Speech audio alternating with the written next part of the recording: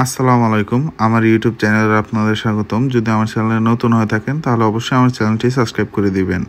খাসি ছাগলের ওজন দ্বিগুণভাবে বৃদ্ধি করার জন্য কিভাবে খাবার তৈরি করবেন সেটা আজকে এই ভিডিওর মাধ্যমে দেখাবো।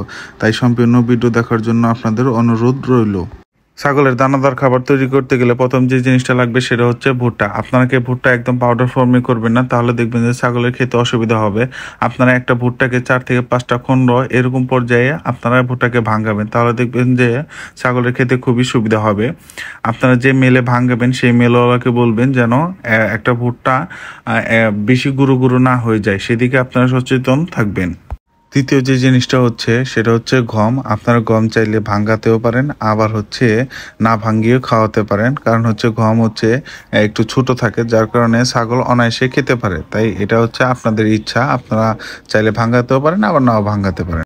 তৃতীয় নাম্বার জিনিসটা হচ্ছে চাল। আপনারা চাইলে ভালো চাউলও দিতে পারেন, আবার হচ্ছে দেখবেন যে চাউল ভাঙানোর পরে এক ধরনের খুদ হয়, আপনারা ওই খুদটাও দিতে পারেন। আবার এই খুদটা অনেক দোকানেই বিক্রি করে, আপনারা চাইলে সেখান থেকে কিনে এনেও আপনারা এটা মিক্স করে ছাগলকে দিতে পারেন। ছাগলের দানাদার খাবার তৈরির ক্ষেত্রে চতুর্থ নাম্বার যে জিনিসটা ব্যবহার করতে হবে সেটা হচ্ছে সরিষার খোল।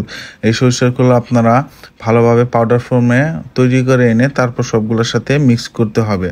পঞ্চম নম্বর যে জিনিসটা আছে সেটা হচ্ছে বাজরা। আপনারা অনেকে বলেন যে এই বাজরা কোথা থেকে পাবো, কোথা থেকে সংগ্রহ করব। এটা আপনারা যেখানে বিভিন্ন গাছের বীজ বিক্রি করে আপনারা চাইলে সেখান থেকেও সংগ্রহ করতে পারেন। আবার যদি সেখানে না পান তাহলে আপনারা যেখানে গরুর জন্য খাবার বিক্রি করেন আপনারা চাইলে সেখান থেকেই সংগ্রহ করতে পারেন। আপনারা চাইলে আরও একটা উপাদান যোগ করতে পারেন, সেটা হচ্ছে গমের ভুসি। এই সবগুলো উপাদান একসাথে করে ভালোভাবে মিক্স করে তারপর যখন ছাগলকে খেতে দিবেন তার আগে অনুমান করে আপনারা লবণ দিবেন। কারণ আমি এই লবণের জিনিসটা আমি উল্লেখ করি নাই, কারণ হচ্ছে কার কতগুলো ছাগল সেই অনুযায়ী লবণ দিতে হবে, তাই লবণের পরিমাণটা আমি আগে উল্লেখ করে দিইনি। যদি ভিডিওটা ভালো লাগে তাহলে অবশ্যই আমার চ্যানেলটিকে সাবস্ক্রাইব করে আমার পাশে থাকবেন। ধন্যবাদ।